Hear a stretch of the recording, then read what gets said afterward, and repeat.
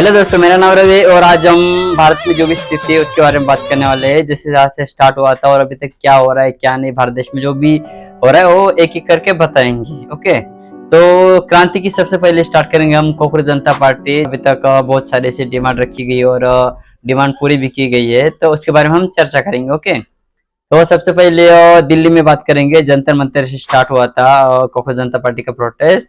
और जैसे कि बहुत सारे दिल्ली में प्रोटेस्ट हुआ था, पुणे में प्रोटेस्ट हुआ था, राजस्थान, जयपुर, हैदराबाद, बेंगलोर, हर जगह मतलब हर एक सिटी में प्रोटेस्ट किया था। लास्ट में जंतर मंतर में फिर से प्रोटेस्ट हुआ था और उसके बाद धर्मेंद्र प्रधान का रिजाइन भी दिया था। क्योंकि I am resigning from my post as education minister. It is for personal reasons. I thank everyone for the opportunity. Net का एग्जाम लीक हुआ था और बहुत सारे पेपर भी लीक हुए थे।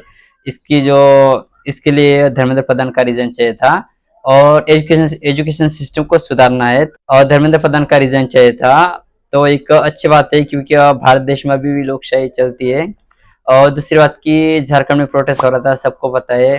झारखंड में जो प्रोटेस्ट हो रहा था वो जेपीएससी एग्जाम को लेकर प्रोटेस्ट हो रहा था। एक पिछले वीडियो में मैंने बोला था कि जो भी जेपीएससी एग्जाम में वो जैसे बड़े बड़े पद होते हैं, जैसे कि कलेक्टर हो, डीएसपी हो, उसके लिए पद होता है, वो उसमें धांधली भी हो रही थी, उसके लिए प्रोटेस्ट हुआ था। और प्रोटेस्ट का वही एक जंतर मंतर का मेन पॉइंट था उसमें कि जंतर मंतर पे अगर प्रोटेस्ट किया तो सक्सेस मिल सकता है।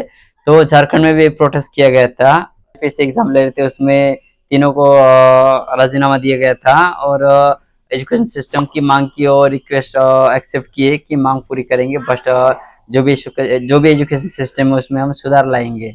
ओके, तो अभी महाराष्ट्र में या पूरे भारत देश में अलग अलग जगह बहुत सारे स्टूडेंट प्रोटेस्ट कर रहे हैं, जैसे कि महाराष्ट्र हो, राजस्थान हो, या बहुत सारे ऐसे डिस्ट्रिक्ट में भी प्रोटेस्ट हो रहा है। तो ये चीज़ बहुत अच्छी है क्योंकि भारत के लिए एजुकेशन इम्पोर्टेंट है और एजुकेशन सिस्टम को एक खराब करके नहीं रखा था, लेकिन उस पर ध्यान नहीं दिया जा रहा था। तुम सरकारी स्कूल देख सकते हो और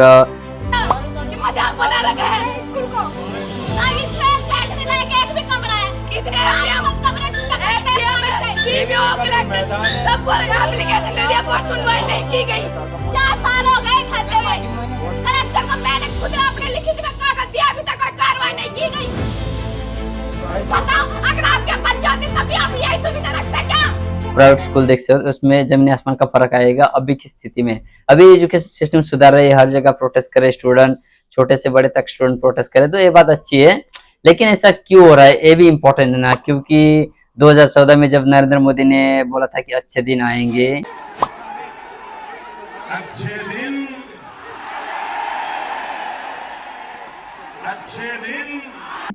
तो अच्छे दिन यही लाना था कि जैसे कि अभी बिहार में मंदिर बनने जा रहा है भगवान नरेंद्र मोदी का। श्री भगवान नरेंद्र मोदी जी का भव्य मंदिर पटना में बनाने की स्वीकृति हो गई है। तो यही अच्छे दिन लाना है कि तुमको पूरा हम अंध भक्त बना के रखेंगे और उसके बाद अच्छे दिन लाएंगे, तुम सिर्फ भक्ति करो, बाकी विकास तो गायब है, विकास कहाँ गया पता नहीं है। ऐसा वाला अगर अच्छे दिन हो गए तो मोदी जी को मैं बोलना चाहता हूँ कि हमको ऐसे वाले अच्छे दिन नहीं चाहिए। अच्छे दिन ये वाले चाहिए कि हर एक को एजुकेशन मिलना चाहिए, हर एक को घर मिलना चाहिए, हर एक प्रॉब्लम का सॉल्यूशन होना चाहिए, उसको बोलते हैं अच्छे दिन।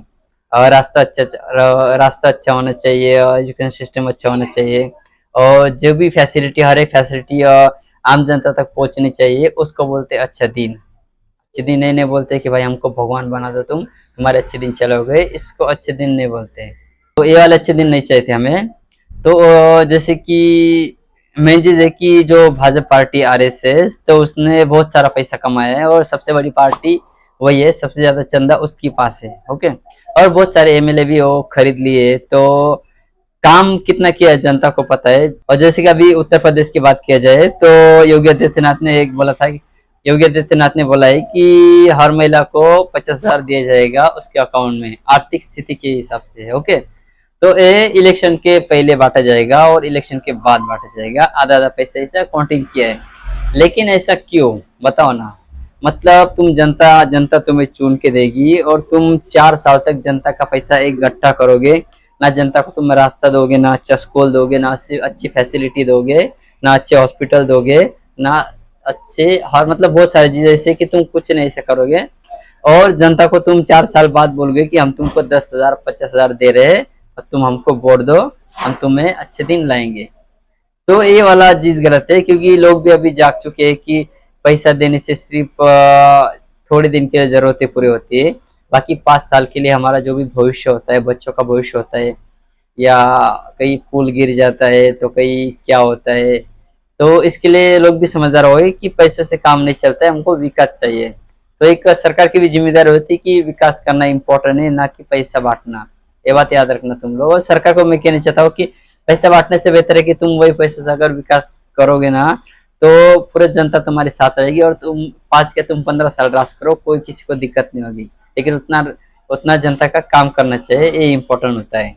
जैसे कि बिहार में इलेक्शन हुआ था, तो बिहार में हर महिला को 10-10 हजार दिया गया था, और वो 10-10 हजार वोट के नहीं बोले थे, किसी और स्कीम निकाल के बोले थे कि ये स्कीम का पैसा है, हर महिला को 10 हजार दिया था।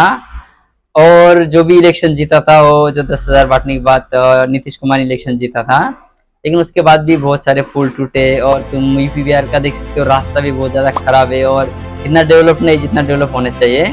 तो ये चीज बहुत गलत है, क्योंकि तो आम जनता की भी एक गलती होती है कि थोड़े पैसों के लिए तुम अपना 5 साल का विकास खो देते हो। ये गलती मत करना अगली बार से जो भी रहेगा, तो उसको तुम डिमांड करना कि हमारे गांव में ये प्रॉब्लम है, हमको ये चाहिए वो चाहिए, उसके डिमांड पे तुम वोट देना है, ना कि तुम 5 हजार 10 हजार 50 हजार लेके तुम अपना पूरा परिवार का और भविष्य का तुम पूरा बर्बाद कर दोगे 5 साल। तो ये बात याद रखना, सब लोगों को बोलना चाहता हूँ, क्योंकि जब 10 हजार देके जीते गए थे तो बहुत सारे पुल टूटे थे, बिहार में रास्ता बहुत सारे खराब है। अभी तुमने ये न्यूज देखी होगी कि नरेंद्र मोदी का मंदिर बनने जा रहा है पटना में, बिहार में। तो मेन चीज मंदिर नहीं है, मेन चीज क्या है कि जैसे कि अगर तुम मंदिर का निर्माण कर रहे हो, कितना करोड़ रुपए खर्चा कर रहे हो, तो उसका एक तुम बिहार में ये नहीं कर सकते कि जैसे कि नरेंद्र मोदी ने पहले बोला था। कारोबार का मुझे पता नहीं था, बारीकियां मुझे मालूम नहीं थी, लेकिन मैंने आकर के बारीकियों को देखा, मेरे बिहार का भला करने के लिए क्या करना चाहिए, एक एक चीज को छान मारा, और मुझे लगा 50,000 करोड़ से कुछ नहीं होगा। और आज मेरे बिहार के भाइयों बहनों, आज मैं आरा की धरती से, भाइयों बहनों, आज मैं बाबू वीर कुंवर सिंह की पवित्र धरती से, जयप्रकाश नारायण जी के आशीर्वाद से राजनीतिक जीवन के हमने संस्कार पाए हैं, उस परिप्रेक्ष्य में जब आप में खड़ा हूं, तब मैं आज बिहार के पैकेज की घोषणा यहीं से करना चाहता हूं।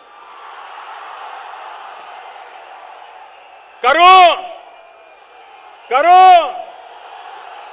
50,000 करूं कि ज्यादा करो, 60,000 करूं कि ज्यादा करो, 70,000 करूं कि ज्यादा करो, 75,000 करूं कि ज्यादा करो, 80,000 करूं कि ज्यादा करो, 90,000 करूं कि ज्यादा करो। मेरे भाइयों बहनों, मैं आज वादा करता हूं, दिल्ली सरकार, कान बराबर ठीक रख के सुन लीजिए, दिल्ली सरकार 1.25 लाख करोड़ रुपए का पैकेज देगी। 1.25 लाख करोड़ रुपया बिहार का भाग्य बदलने के लिए, 1.25 लाख करोड़ रुपया। मेरे भाइयों बहनों, मैं आपका मिजाज देख रहा हूं, हर कोई खड़ा हो गया है। आप मुझे आशीर्वाद दीजिए, आप मुझे आशीर्वाद दीजिए मेरे भाइयों बहनों। 1.25 लाख करोड़ रुपया बिहार का भाग्य बदलने के लिए। नरेंद्र मोदी ने पहले भाषण में बोला था कि हम बिहार को इतना फंड लेंगे, 60 करोड़ 100 करोड़, इतना बिहार को हम डेवलप करने के लिए लगाएंगे। ये बात नरेंद्र मोदी ने बोली थी, ओके। लेकिन जब अभी बार आए तो बहुत सारे ऐसे यूपी बिहार के लोग हैं जो महाराष्ट्र में काम पे आते हैं, तो ये उसका विकास कहाँ गया बताओ ना। जो तुमने वोट दिए थे, भी दूसरे राज्य में क्यों जाने की जरूरत पड़ रही है बताओ ना। मेरा ये नहीं विरोध है कि तुम महाराष्ट्र में मत आओ, तुम गुजरात मत जाओ, तुम मुंबई मत जाओ, ये नहीं दिक्कत है। कि मुख्यमंत्री की भी एक जिम्मेदारी होती है कि अपने राज्य को आगे लेके जाना है और अपने राज्य को आगे लेके जाना है, पूरे भारत देश में टॉप में लाना है।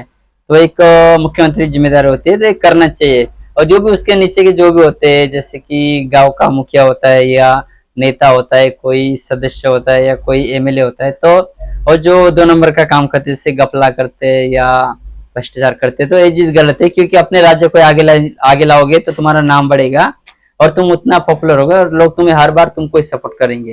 जैसे कि मैंने गांव में भी देखा होगा और सिटी में भी बहुत लोगों ने देखा होगा, जैसे कि कोई एमएलए, कोई नेता है या कोई सदस्य है, वो 5 साल सिर्फ सरकार में रहता है, लेकिन 5 साल बाद उसके पास इतनी संपत्ति आ जाती है, जैसे बड़ा घर बना लेता है और बड़ी प्रॉपर्टी खरीद लेता है, फिर भी उसके ऊपर कार्रवाई नहीं होती कि तुम 5 साल में इतना क्यों कमाए।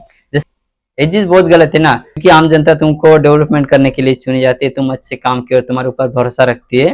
लेकिन बाकी नेता ऐसे, बाकी सरकारी ऑफिसर है ऐसे जो अपना पैसे के लिए, जो अपना सिर्फ फायदा देखते हैं, ना कि जनता का प्रॉब्लम।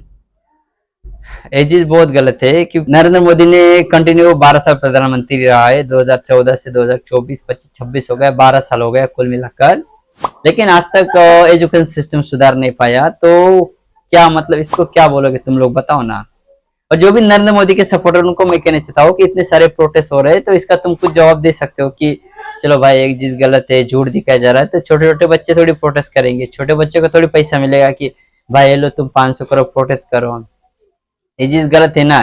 जैसे अभी तुम बोलोगे, जैसे कि मैंने पहले बोला था पहले वीडियो में, कि झारखंड में जो प्रोटेस्ट हो रहा था वो बीजेपी वाले भी प्रोटेस्ट कर रहे थे, और जब दिल्ली में हुआ था तो बीजेपी वाले बाकी ऐसे थे जो दिल्ली में प्रोटेस्ट हो रहा था वहां पे नक्सलवादी की बी टीम है और कंगना रनौत बोल रहे थे कि वो गटर है। तो एक शर्म आना चाहिए। उद्देश्य क्या है, कैसे रखते हो? जो लोग देश को टुकड़े टुकड़े करना चाहते हैं वही लोग आज डफली बजा रहे हैं जंतर मंतर में।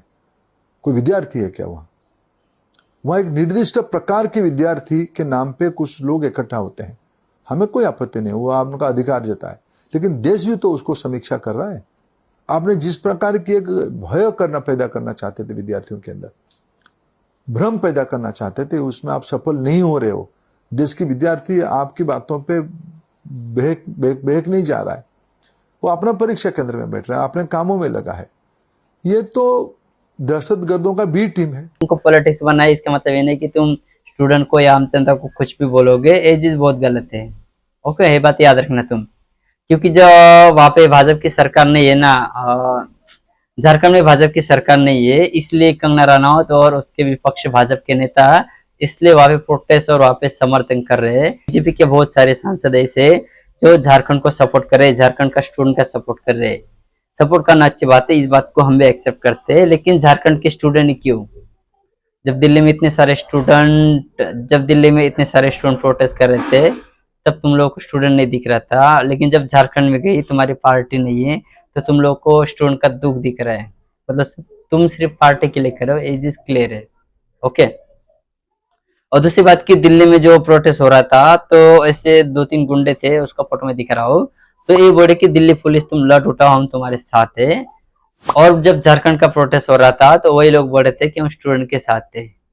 मतलब उन लोगों को भी समझ में आना चाहिए, कॉमन सेंस होना चाहिए कि यहाँ भी स्टूडेंट है, वहां भी स्टूडेंट है, ना कि वहां पे देवी देवताओं का मजाक उड़ा गया था, ना कि यहाँ पे देवी देवताओं का मजाक उड़ा गया था। क्योंकि देवी देवताओं का जो मजाक उड़ाते हैं वो पार्टी सबको पता है कौन उड़ाता है कौन नहीं उड़ाता है। बीजेपी के एक नेता ने भी भगवान का मजाक उड़ाया था, हनुमान जी को अपनी रैली में भाजपा का झंडा लेके नचाया था, वो बात भी, लेकिन वो बात तुमको नहीं लगेगी ना, क्योंकि तुम भाजपा के सपोर्टर है, इसलिए भाजपा वाले भगवान के साथ कुछ भी करेंगे तो तुमको फर्क नहीं पड़ेगा। ये वाला एक है तुम अंधभक्त, ऐसा नहीं चाहिए ना। अगर भगवान है तो भगवान का रिस्पेक्ट देना चाहिए, तुम भगवान है तो भगवान का रिस्पेक्ट देना चाहिए। और भारत देश में 80% हिंदू है, तो हिंदू धर्म का तुम रिस्पेक्ट करना चाहिए, ना कि तुम्हारे नेता है अगर भगवान के खिलाफ कुछ बोलेगा, भगवान के विरोध कुछ करेगा, तो तुम उसका विरोध नहीं करोगे। ये चीज गलत है। फिर तुम सिर्फ सत्ता के चाटुकार हो, तुमको सिर्फ सत्ता चाहिए, ना कि भगवान का रिस्पेक्ट। ये चीज क्लियर है। फिर महाराष्ट्र में भी पुल टूटे, गुजरात में भी पुल टूटे, बिहार में भी पुल टूटे, ऐसा क्यों, बताओ ना। मतलब इतना सारा करोड़ तुम जनता का पैसा लगाए, जनता टैक्स देती है, उसका पैसा तुम खर्चा किए और फिर बाद में जनता को क्यों इतना प्रॉब्लम क्यों हो रहा है, अच्छी फैसिलिटी क्यों नहीं मिल रही है, बताओ। तो पूरे भारत देश में जो भी टैक्स आता है, कुल मिलाकर हर एक टैक्स मिलाकर अगर तुम पूरे भारत देश में जो भी टैक्स आता है, कुल मिलाकर पूरे भारत देश में जो भी टैक्स आता है ना, तो इतना सारा पैसा अगर भारत देश के ऊपर ही अगर खर्चा होगा तो भारत देश ही बहुत ज्यादा डेवलप होगा। और जंतर मंतर में जो हुआ था, वहां पे लाठीचार्ज हुआ था, आंसू गैस की गोली छोड़ी गई थी और प्लेट गन का यूज किया गया था बिहार में, और AK-47 का भी यूज किया गया था।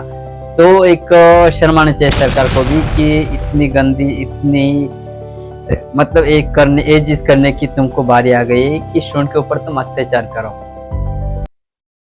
और स्टूडेंट रूल के खिलाफ भी नहीं थे, स्टूडेंट रूल के खिलाफ इसलिए थे कि तुम धर्मेंद्र प्रधान का रिजाइन दो, हमारी मांगे पूरी करो, ना कि हमको अलग देश बना के दो। ये भी नहीं मांगती, स्टूडेंट की सिर्फ मांग थी कि एजुकेशन सिस्टम को सुधारना है और रिजाइन चाहिए। इतने के लिए अगर तुम AK-47 उठाओगे, प्लेट गन यूज करोगे तो एक चीज बहुत गलत है। और ये चीज के लिए अमित शाह जिम्मेदार, 47 चलाना ये चीज अमित शाह के अंडर आता है। और अमित शाह को पिछले 1 महीने से संसद में बुलाया गया था कि इसका जवाब दो तुम्हें, क्या है क्या नहीं। फिर अमित शाह जब आए थे संसद में तब बोले थे कि मैं जो सवाल है वो जवाब देने को तैयार हूँ। मेरी ओर से भी मैंने कह दिया है कि मैं किसी भी सवाल का जवाब देने के लिए संसद में तैयार हूँ। जो सवाल का जवाब है वो सवाल का जवाब देने के लिए मैं तैयार हूँ, ऐसा अमित शाह ने बोला था। राष्ट्रगीत हुआ था, वंदे मातरम हुआ था।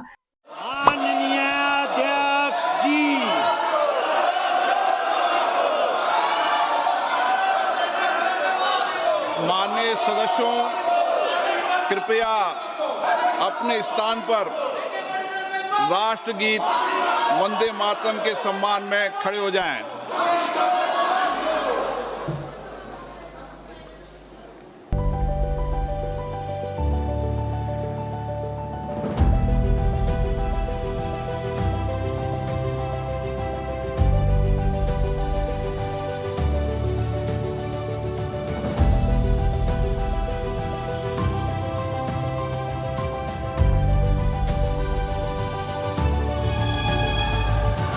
सदन की कार्रवाई अनिश्चित काल के लिए स्थगित की जाती है।